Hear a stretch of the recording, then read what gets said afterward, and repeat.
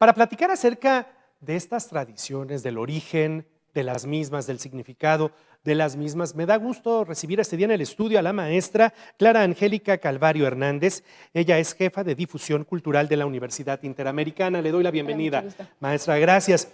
Platicábamos hace unos momentos.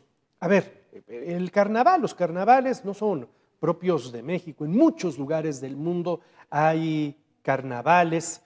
Está probablemente uno de los más famosos del mundo, el de Río de Janeiro en Brasil, pero en Nueva Orleans en los Estados Unidos, en Venecia, en Italia, y aquí en México, Veracruz, Mazatlán. Pero los carnavales de Puebla tienen características diferentes, y este, por ejemplo, que veíamos en pantalla, es un carnaval muchas veces asociado a la pólvora, al ruido, a los mosquetones. ¿En qué momento se incorpora este elemento a esta parte de la historia, de la celebración? Sí, aquí podríamos hablar creo que de dos tipos de carnavales.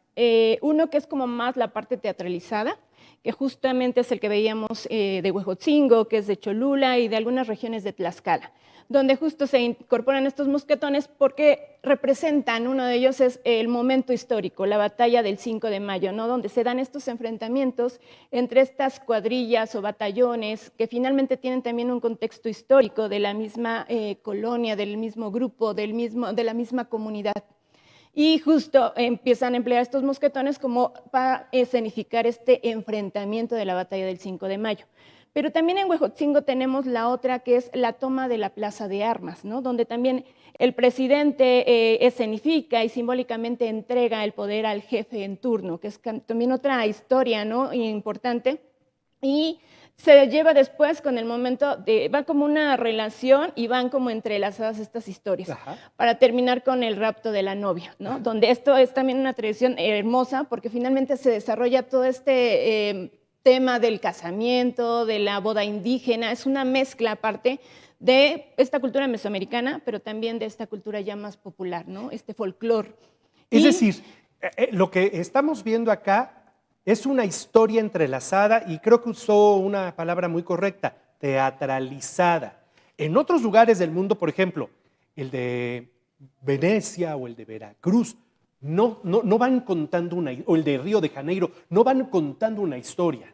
No, ahí justo es lo que muchos investigadores e historiadores plantean como la otra parte del carnaval, la otra como vertiente, ¿no? La teatralizada, pero la otra que es la de baile, la de música, la del folclore, que justamente se da en Venecia, en Río de Janeiro, en Veracruz, y que finalmente terminamos aquí en Puebla, porque finalmente tiene como esta connotación ya más folclórica, más festiva, más a hacer referencia a como a todos los excesos, ¿no? Es lo que se vale durante estos 40 días que finalmente eso viene, ¿no? El carnaval viene de carnaval, pues, lo que es de la, ¿cómo se llama? Las fiestas de la carne. Las fiestas de la carne, el despojarse, ¿no? De toda la carne, pero durante estos 40 días es como todo el destrampamiento de todos los excesos de carne, de juegos, de ¿alcohol? Música, de alcohol, ¿no? De alguna manera, que anteriormente lo que usaban era el pulque, ¿no? Como esta parte hacia también, lo podemos referenciar un poquito a este simbolismo hacia los dioses, ¿no? Esta ofrenda que se daba hacia los dioses, ese pulque que era pues la bebida de los dioses. ¿Hay alguna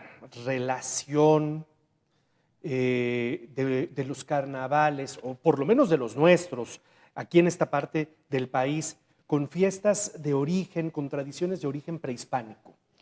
Sí, se plantea que el carnaval, sobre todo el de Puebla y el de las regiones, Huejotzingo y demás, viene finalmente de una colonización, ¿no? Como fue el primer acercamiento que tuvieron los españoles hacia los indígenas, justo con este carnaval de esta festividad, como una forma de atraerlos y cambiar como de nuestros dioses, bueno, hoy los dioses actuales a los dioses que teníamos antes, ¿no? El dios del vino, al dios de la carne que también se tenía, al dios de la agricultura, porque finalmente también es una fiesta que se tomaba, ¿no?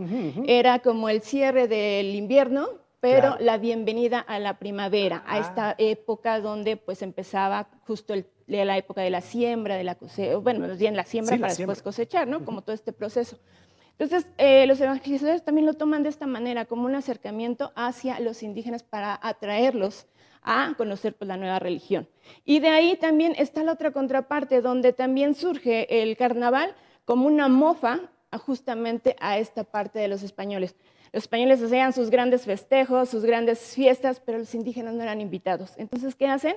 Representan a través de estos vestuarios el personaje del hacendado, de las mujeres, y vemos estas capas, estas máscaras, ¿no? Con este toque español muy estilizado. De hecho, el rapto de la hija del corregidor o el rapto de la novia, como decía, tiene que ver con ella. Es el indígena el que se lleva a la hija del español, ¿no? Exactamente, y que no se podía, ¿no? Porque Sí, claro. finalmente eran dos culturas y dos niveles jerárquicos muy diferentes.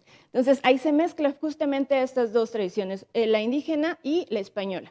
Y entonces, a partir de ahí también surge la otra vertiente que hablábamos, ¿no? Donde es el baile, donde finalmente ya llegando pues, a lo que es Puebla, son los barrios originarios que empiezan a formar esta parte, ¿no?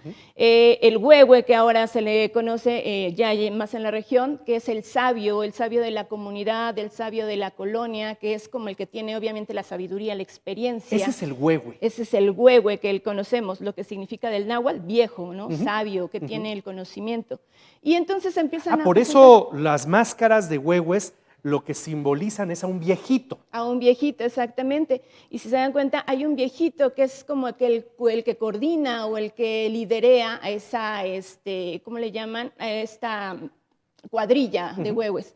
Y en Puebla, por ejemplo, empieza el barrio de Oaxaca, el de Xonaca, perdón, y el barrio del Alto, que son como las cuadrillas con mayor pues tiempo y que son los primeros que empezaron con este tipo de bailables. Y pues justamente al principio solamente eran hombres los que bailaban, ¿no? Y de ahí también surge otro personaje importante, las maringuillas, que eran hombres disfrazados de mujeres y que finalmente también tenían un simbolismo, la seducción, ¿no? La seducción del hombre de esta justo época de los excesos. Los excesos. Exactamente, entonces donde al hombre, pues, que era el hombre hacendado, donde la mujer empezaba a seducir, pero a un lado hay muchos diablitos, que finalmente es el significado, ¿no? De los pecados que hay alrededor de estos 40 días que pueden, pues, llevar a todos los excesos de todo tipo. Le aprecio mucho sus comentarios esta mañana a la maestra Clara Angélica Calvario Hernández, y es jefa de difusión cultural de la Universidad Interamericana. Y sí, hoy es martes de carnaval y en muchos lugares del mundo es un día importante de fiesta, y ya mañana es miércoles de ceniza y empiezan los 40 días de guardar. Maestra, gracias. Muchísimo Gusto saludarla. Muchas gracias.